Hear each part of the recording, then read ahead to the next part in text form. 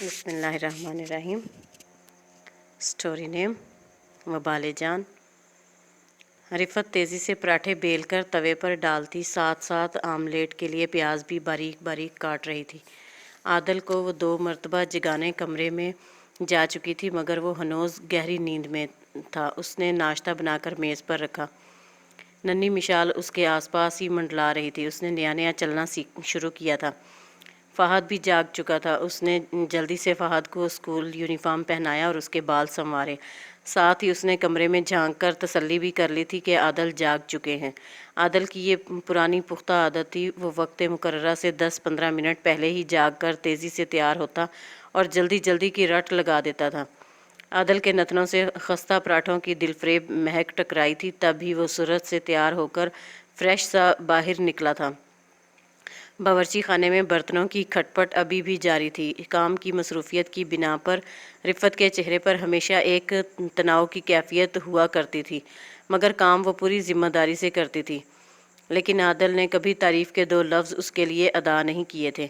आदल ने कुर्सी घसीट कर नाश्ता शुरू किया था। वो आज बार बार कनखियों से रिफ़त को भी देख रहा था, जो फ़हद को लुकमा लुकमा करके पराठा खिला रही थी।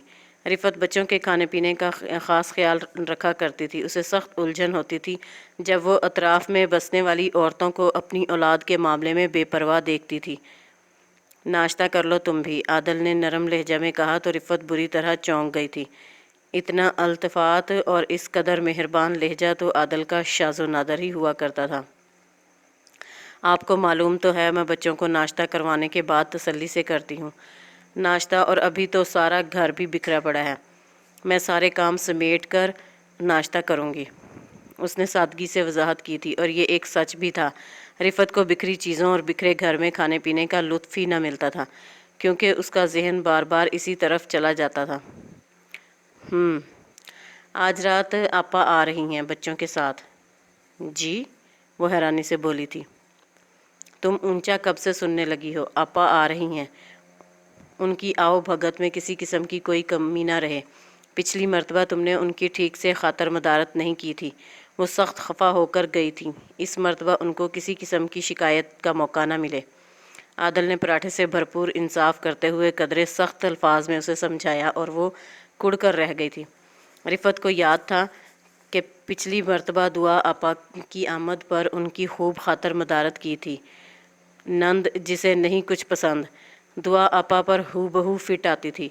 वो उसके हर काम में मीन मीख निकालने की कायल थीं, और वो जो अपने मेके में हर काम को खुश असलूबी से सरअंजाम देने के लिए मशहूर थी, यहाँ आकर उसने सिर्फ फोहड़पन के ताने सुने थे।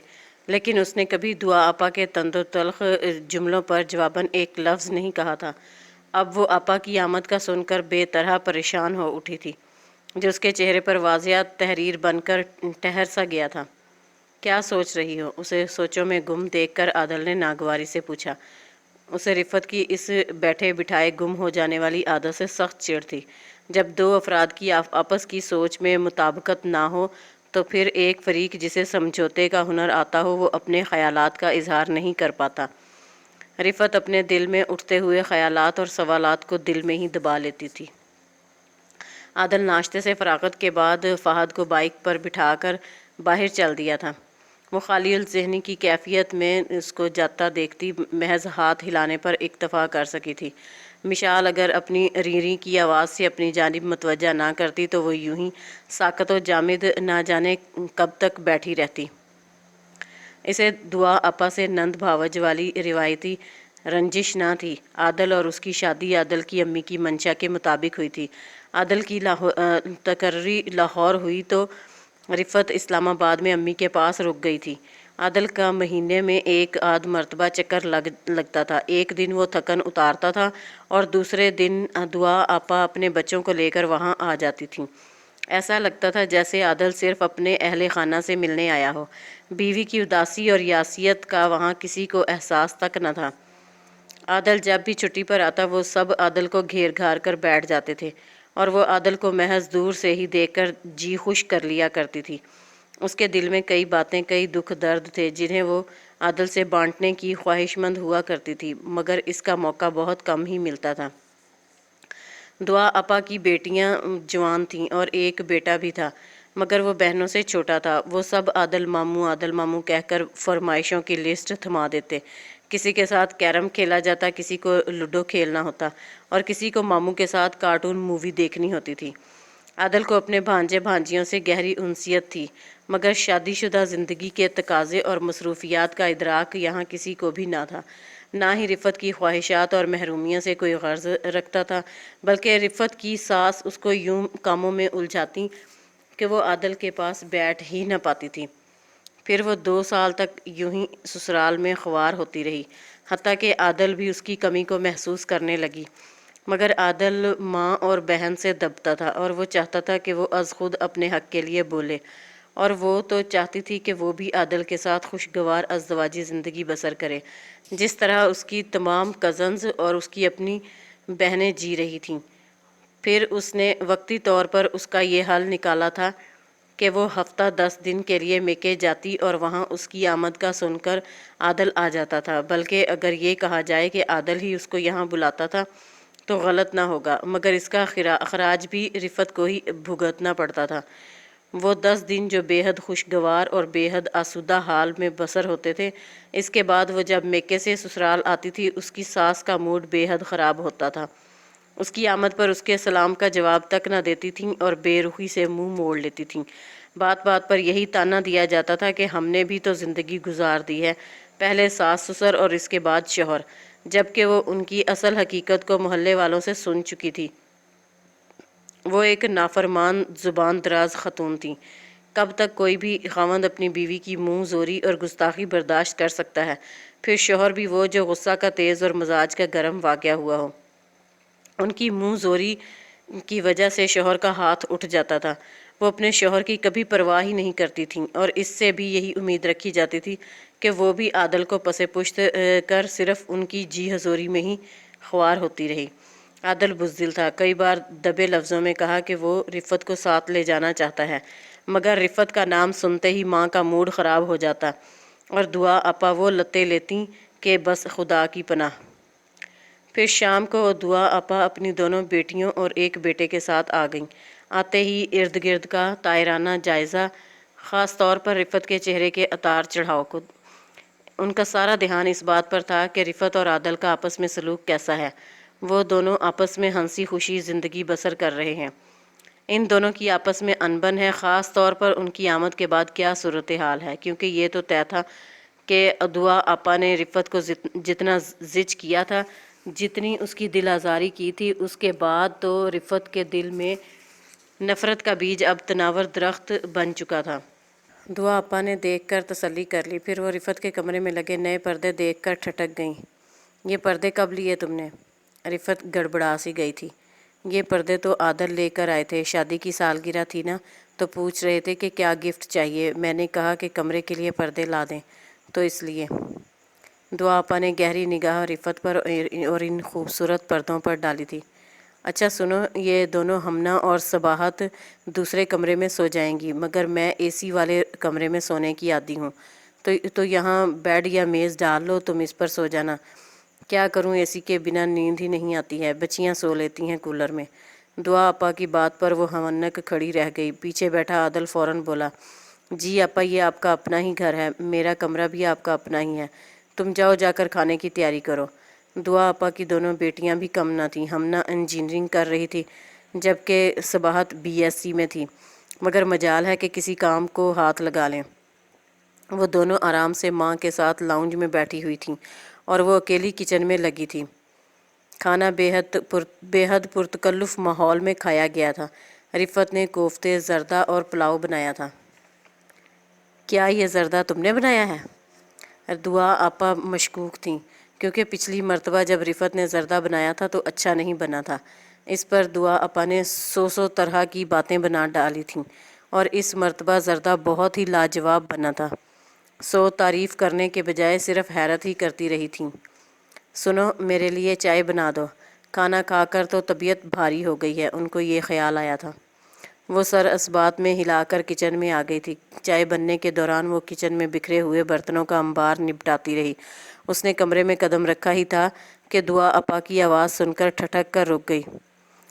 اگر تمہاری بیوی کو ہمارا آنا اچھا نہیں لگتا تو بتا دو، ہم آئندہ نہیں آئیں گے۔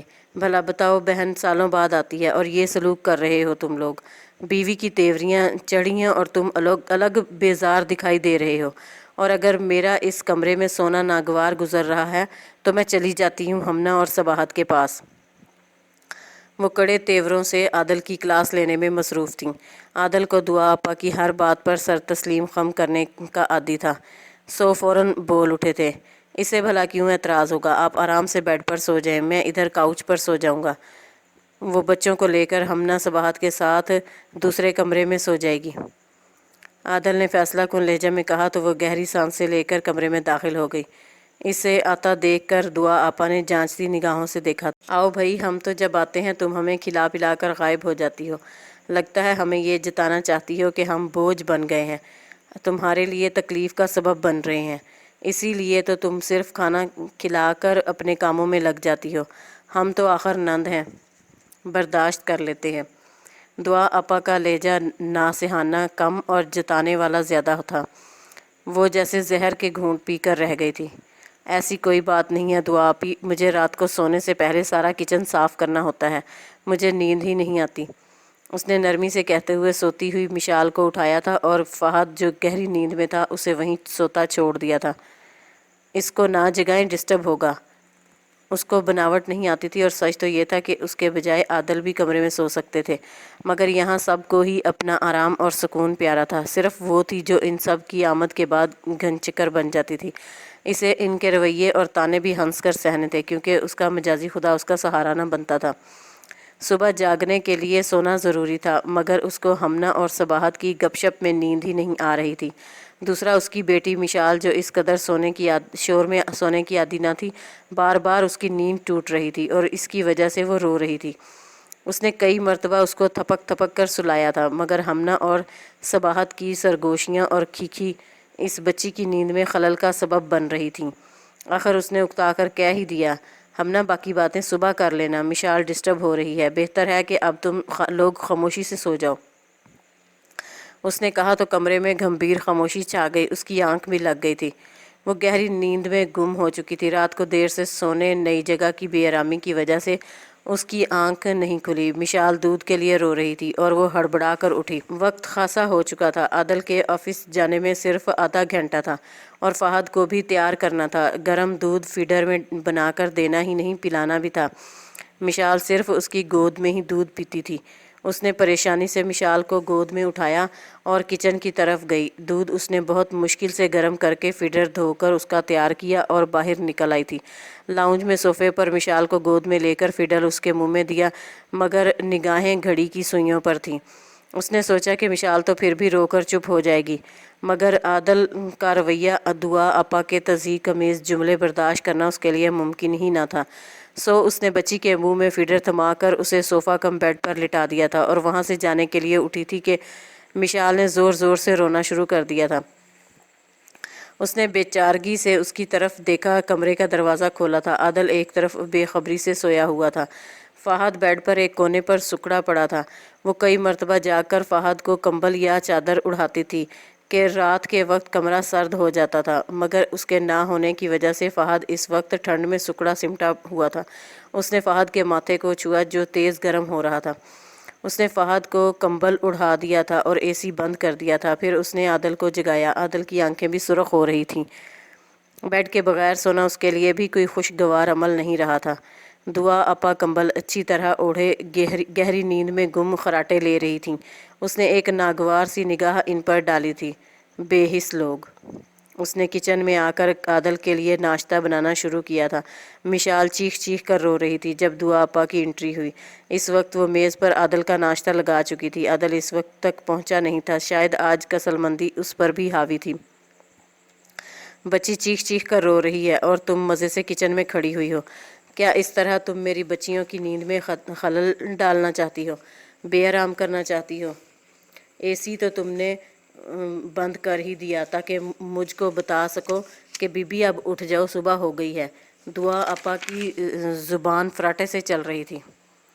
جی ایسا کچھ نہیں ہے، اے سی میں نے اس لیے بند کیا کیونکہ فہد کو ٹھنڈ لگ رہی تھی، بخار میں تپ رہا ہے۔ رات کو کسی نے اس پر کمبل تک نہیں ڈالا۔ نہ چاہتے ہوئے بھی اس کے لہجے میں تلخی گھل گئی تھی۔ اس کے لہجہ میں ایسا کچھ ضرور تھا کہ دعا آپا چونک گئیں اور تحیر زدہ سی اس وقت اسے تک رہی تھی۔ اچھا، تم یہ کہنا چاہتی ہو کہ تم ہی کو اس کا خیال ہے، کسی اور کو نہیں ہے؟ بچہ ہے، اس نے چادر اتار دی ہوگی، میں نے تو اڑائی تھی۔ دعا آپا کے اس سفید جھوٹ پر اس کا خون کھول اٹھا تھا۔ اس نے بحث چھوڑ کر مشال کو اٹھا کر تھپکنا شروع کر دیا تھا۔ فیڈر منہ میں آتے ہی مشال جو بھوکی تھی چپ ہو چکی تھی۔ عادل کو آفس سے دیر ہو رہی تھی، سو انہوں نے جلدی جلدی ناشتہ کیا اور آفس چلے گئے تھے۔ اس نے مشال کو کھلونے تھما دیے تھے۔ وہ کھلونے لیتے ہی بہل گئی تھی۔ اس وقت اس پر رفت نے اللہ کا شکر ادا کیا تھا۔ دعا آپا کے لیے ناشتہ تیار کرنے سے پہلے اس نے پوچھنا ضروری خیال کیا تھا، ایسا کرو آملیٹ بنا دو، پراٹھا اور ساتھ میں چائے۔ بچیاں تو جب جاگیں تب ہی تازہ پراٹھے بنا دینا۔ رفت نے ان کی بات پر اثبات میں سر ہلا دیا تھا۔ اس نے تیزی سے ناشتہ تیار کیا تھا، ساتھ عادل کا بچا ہوا پراٹھا کھڑے کھڑے ہی رول بنا کر کھانا شروع کر دیا تھا۔ دعا آپا کو ناشتہ دے کر اس نے کمرے کا رخ کیا تھا۔ کمرہ سمیٹ کر بیڈ شیٹ تبدیل کی تھی، کیونکہ عادل کو روز نئی بیڈ شیٹ پسند تھی۔ اس کے بعد باہر نکلی تو دعا آپا ٹی وی کھولے مارننگ شو میں مصروف تھیں۔ اس نے صفائی شروع کر دی تھی۔ ارے ادھر کی صفائی بعد میں کر لینا، میں جب تک یہاں بیٹھی ہوں لاؤنج کو چھوڑ دو، دعا آپا نے منہ بنا کر کہا تھا۔ اس وقت ہمنا اور صباحت جاگی تھیں۔ ان کے تیور خاصے بگڑے ہوئے سے لگ رہے تھے۔ اسے فہد کی فکر تھی۔ وہ سلائس لے کر اس کو کھلانے کمرے میں آ گئی تھی۔ فہد نے آنکھیں کھولی، بخار کی شدت سے اس کی آنکھیں سرخ انگارہ ہو رہی تھیں۔ اس نے بامشکل فہد کو سلائس کھلا کر دوا پلائی تھی اور پھر باہر کا رخ کیا، جہاں ماں بیٹیاں سر جوڑے راز و نیاز میں مصروف تھیں، مگر اسے دیکھ کر ایک دم چپ۔ اس نے بھی نظر انداز کر دیا، برتن سنک میں رکھے اور دھونے لگی۔ تبھی اسے دعا آپا نے پکارا تھا، سنو، کیا تم نے بچیوں کو رات کو ڈانٹا تھا؟ دیکھو بی بی، میری بچیوں کو تو ڈانٹ ٹپٹ کی عادت بھی نہیں ہے، نازوں پلی ہیں، تم ذرا ذرا سی بات پر ڈانٹ ٹپٹ نہ کرو، حوصلہ رکھو، ہم جانے کے لیے ہی آئے ہیں۔ وہ صرف دیکھ کر رہ گئی تھی۔ ان کی اس بات کا بھلا کیا جواب دے سکتی تھی؟ بچیوں کے لیے من پسند ناشتہ ہی نہیں، دوپہر کا مینو بھی بے حد اسپیشل رکھا تھا اس نے، تاکہ آپا کا موڈ بحال ہو اور ان کی بچیوں کا بھی۔ وہ نہیں چاہتی تھی کہ عادل تھکا ہارا لوٹے تو اس کے سامنے پھر کوئی مارکا ہو۔ اس نے کھیر، بریانی اور قورمہ بنایا تھا۔ اس میں ہی اس کا حشر ہو گیا تھا، کیونکہ اس ننھی بچی اس کی توجہ کی طالب تھی اور دوسری طرف اس کا بیٹا بخار میں پھونک رہا تھا، جبکہ ہمنا اور صباحت مووی لگا کر دعا آپا کے ساتھ کھی کر کے اس پر تبصرے بھی کر رہی تھیں۔ مشال جو مسلسل رو رہی تھی، اس نے ایک مرتبہ سرسری سا کہا تھا، دعا آپا مشال کو بہلا کر گود میں اٹھا لیں۔ تو دعا آپا نے بڑی بیزاری سا منہ بنا کر کہا تھا، بھئی اب تمہارے بچوں کو اکیلے رہنے کی عادت ہے، کہاں آتے ہیں ہمارے پاس، کیسے پکڑوں بھلا؟ اس کا جی چاہا تھا کہے کہ اس کی بہنیں بھی سال میں ایک مرتبہ ہی ادھر کا رخ کرتی ہیں، بہت کم آتی تھیں وہ، ان کی زیادہ تر یہی کوشش ہوا کرتی تھی کہ ان کی طرف جائے۔ اس کی بہنیں تو جب آتی تھیں خواہ 2 دن کے لیے ہی آئیں، مشال گود میں چڑھی رہتی تھی، بلکہ وہ تو اس کے ساتھ اس کے کاموں میں اس کا ہاتھ بٹاتی تھیں۔ شام کو عادل کے آتے ہی دعا آپا اور بچیاں اسے گھیر گھار کر بیٹھ گئی تھیں۔ اس کی خواہش تھی کہ عادل کچھ فریش ہو جائیں تو فہد کو ہاسپٹل لے جائیں۔ اسے فہد کی بہت فکر ہو رہی تھی، کیونکہ فہد کا بخار کم نہیں ہو رہا تھا۔ اس نے یہ بات عادل سے کہی۔ دعا آپا تو جیسے پہلے ہی موقع کی تلاش میں تھیں۔ رفت، ساری غلطی تمہاری ہے، تمہیں چاہیے تھا کہ بچے کو اپنے ساتھ سلاتی، لیکن تم تو خود آرام سے جا کر سو گئیں، بچہ تمہارے ساتھ سوتا تو ہرگز ایسا نہیں ہونا تھا۔ دعا آپا نے سارا الزام اس پر رکھ دیا تھا، اور عادل کو بھی دعا آپا کی بات ٹھیک لگ رہی تھی۔ عادل نے بیزاری سے فہد کو اٹھایا اور ہاسپٹل لے گیا تھا۔ اس کا سارا دھیان اس طرف لگا ہوا تھا، مگر دعا آپا کو تو پرواہ ہی نہیں تھی۔ بچے بیمار ہو ہی جاتے ہیں، اس میں اتنا پریشان ہونے والی کیا بات ہے، ٹھیک ہو جائے گا۔ پھر دعا آپا جتنے دن رہیں اسی طرح کے جملے دہراتی، وہ ہنس کر طنز سہ جاتی تھی۔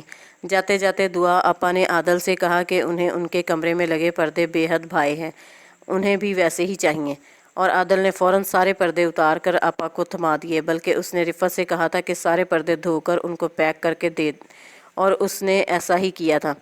پھر ان کے جانے کے بعد اچانک ہی عادل نے بالکل چھوٹی سی بات کو لے کر اسے تھپڑ کھینچ مارا تھا۔ ہوا یہ تھا کہ اگلے دن ڈیوٹی پر جاتے وقت عادل نے کہا کہ اسے وہی دوسری سفید شرٹ پہن کر آفس جانا ہے۔ گھر میں مہمانوں کی خاطر تواضع میں وہ اتنے دنوں تک گھن چکر بنی رہی تھی، اور عادل کے لیے اس نے بلیو کلر کی شرٹ استری کر دی تھی، مگر عادل کو تو صرف مارنے کا بہانہ درکار تھا۔ عادل، میں کل وہ شرٹ دھو کر دے دوں گی، اب تو یہ ممکن نہیں ہے۔ عادل نے اسے اتنی زور سے تھپڑ مارا تھا کہ وہ چکرا کر رہ گئی تھی۔ اصل میں تو اس کی عزت نفس مجروح ہوئی تھی، اس کے دل پر چوٹ لگی تھی، اور اس نے دل سے اس دن دعا آپا کو بد دعا کی تھی، رب سے کہا کہ یا اللہ تو منصف ہے، میرے ساتھ انصاف کا معاملہ فرما۔ عادل نے آج بھی دعا آپا کی باتوں سے زچ ہو کر اسے مارا تھا۔ 2-1 دن میں وہ بظاہر نارمل ہو چکی تھی، کیونکہ اس کو تو عادت تھی ہر معاملے پر صبر کرنے کی۔ اس نے چپ چاپ یہ درد بھی سہ لیا تھا، مگر اس کے بعد عادل کا معافی تلافی کرنا، شرمندہ ہونا بھی اس کے اندر کے دکھ کو کم نہ کر سکا تھا۔ پھر خبر ملی کہ ہمنا کی شادی ہو رہی ہے، وہ بھی بیرون ملک۔ اس کو بطور خاص دعا آپا نے کال کی تھی۔ ارے میری ہمنا کے تو نصیب ہی اونچے ہیں، اس کو تو خوب اچھے لوگ ملے ہیں، ڈاکٹر ہے اس کا شوہر، باہر جائے گی تم ضرور آنا، اور ہاں اپنی امی کو بھی بتانا۔ اس نے جی جی کہہ کر فون بند کر دیا تھا، اور پھر شادی سے ٹھیک 10 دن پہلے دعا آپا کا اسے میسج ملا کہ ہمنا کی شادی ٹوٹ گئی ہے۔ اس کو سخت افسوس ہوا، اس نے ایسا نہیں چاہا تھا۔ کارڈ بٹ چکے تھے، سارے خاندان میں یہ اطلاع تھی کہ 10 دن بعد ان کی بیٹی کی شادی ہے۔ یہی نہیں، بیرون ملک سے چند رشتہ دار بھی اس شادی میں شرکت کی غرض سے آ چکے تھے، مگر شادی کا یوں ٹوٹ جانا سخت رنج کا سبب بن گیا تھا۔ اس نے فون پر افسوس کرنا چاہا تو دعا آپا نے کال ہی اٹینڈ نہ کی تھی۔ اس نے عادل کے ساتھ ان کے گھر جانے کا فیصلہ کیا۔ جس وقت وہ گھر پہنچے، صباحت نے دروازہ کھولا تھا۔ وہ انہیں دعا آپا کے کمرے میں لے گئی تھی۔ اماں کی طبیعت بہت خراب ہے، زیادہ بول نہیں سکتی تھیں، صباحت نے انہیں بتایا تھا۔ وہ اور عادل کمرے میں داخل ہوئے۔ دعا آپا، جو مضبوط ڈیل ڈول کی مالک تھیں، اس وقت ایک کمزور ہاری ہوئی عورت لگ رہی تھیں۔ انہیں گھر میں ہمنا کہیں دکھائی نہیں دی تھی۔ تب جا کر یہ عقدہ کھلا کہ ہمنا اپنے ہی کلاس فیلو کے ساتھ بھاگ گئی تھی، اور یوں اس کی شادی کو ختم کرنا پڑا۔ سب کے چہرے اترے ہوئے تھے، اور وہ جو دعا آپا کہا کرتی تھیں ان کو بات کرنی آتی ہے، اور عادل کو ہر بات کے لیے قائل کر سکتی تھیں، اس وقت ان کی زبان کو لقوہ مار گیا تھا۔ لقوہ کی وجہ سے ان سے بولا نہیں جا رہا تھا۔ صدمہ ان کے لیے بے حد گہرا تھا۔ وہ تو رفت سے نظر بھی نہیں ملا پا رہی تھی۔ رفت نے دل میں سخت درد محسوس کیا تھا۔ واپسی کے سفر میں وہ بالکل خاموش رہی تھی۔ اس نے سوچا کہ اس نے تو یہ سب نہیں چاہا تھا۔ دل سے آواز سنائی دی تھی، مگر تم نے رب کے انصاف کو پکارا تو تھا، دیکھ لو پھر رب کا انصاف۔ وہ ڈر گئی تھی اور بہت زیادہ خائف ہو گئی تھی۔ اس نے سجدے میں رو رو کر اللہ سے معافی طلب کی، اپنے لیے بھی اور دعا آپا کے لیے بھی۔ چند دنوں بعد حیرت انگیز طور پر دعا آپا کی زبان بالکل ٹھیک ہو گئی تھی، وہی چلتی پھرتی تیز زبان، پہلے کی طرح۔ رفت خوش تھی کہ اس کے رب نے اس کی سن لی ہے، اور دعا آپا بالکل تندرست ہو گئی ہیں۔ زندگی کچھوے کی چال چل رہی تھی، جب ایک دن ایک شام کو دعا آپا کی فون کال آئی تھی۔ عادل، تم تو اپنی بیوی کے غلام ہو، ایک بھائی بڑا، وہ بھی جورو کا غلام بن چکا ہے۔ تم مرد ہوتے تو اس سے کہتے کہ یہاں رہے، وہاں تمہارے ساتھ رہنے کو ترجیح دی، یہاں ساس کے ساتھ نہیں۔ دعا آپا زہر گھول رہی تھیں۔ مگر آپا، ایسا کیا ہو گیا ہے کہ آپ اس طرح خفا ہو رہی ہیں؟ عادل حیران تھا۔ چھوٹی ناراض ہو کر میکے چلی گئی ہے، اب رفت کا فرض ہے کہ تمہاری ماں کو دیکھے، اس کو چٹیا سے پکڑو اور کہو کہ جا کر رہے وہاں۔ دعا آپا کا لہجہ اتنا گونجدار تھا جو فون سے بھی باہر سنائی دے رہا تھا۔ رفت سوچ رہی تھی کہ دعا آپا وہی تھیں جن کی زبان میں لقوہ آ گیا تھا، وہ بول نہیں پاتی تھیں۔ رفت نے اللہ سے ان کے لیے دعا کی اور انہیں خود بھی معاف کر دیا۔ ایک مرتبہ بھی دعا آپا کو اپنے ناروا سلوک اور رویے کا احساس ہوا تھا؟ نہیں، بلکہ وہ آج بھی اس کے لیے سرگرم عمل تھیں، پہلے سے بھی زیادہ متحرک۔ اس کو بے حد دکھ اور خود پر غصہ آ رہا تھا، اور حیرت کا شدید دھچکا تو اسے تب لگا جب اس نے عادل کو کہتے سنا تھا، آپا چھوٹی گئی ہے، دوسری والی تو ہے نا، اور کیا ہی بہتر ہوتا کہ آپ ان کی کھنچائی کرتیں، ہر بات میں یہاں فون نہ گھما دیا کریں، میں کیوں اور کس لیے رفت کی چٹیاں پکڑوں؟ آپا، وہ میرے گھر کی مالکن ہے، عزت ہے، میں اس کو بے عزت نہیں کر سکتا، اور اس وقت جب کہ بچے بھی بڑے ہو رہے ہیں۔ شاید دعا آپا اپنی بھاگی ہوئی بیٹی کی پاداش میں اپنا وہ مقام اور مرتبہ کھو چکی تھیں۔ اب ان کی زبان اسی طرح چلتی تھی مگر ان میں یہ تاثیر نہیں رہی تھی۔ عادل نے کھٹاک سے فون بند کر دیا تھا اور رفعت اللہ کا شکر ادا کرتے ہوئے سوچ رہی تھی، اچھی نیت کا انعام دنیا والے نہ دیں لیکن اللہ تعالیٰ ضرور دیتا ہے۔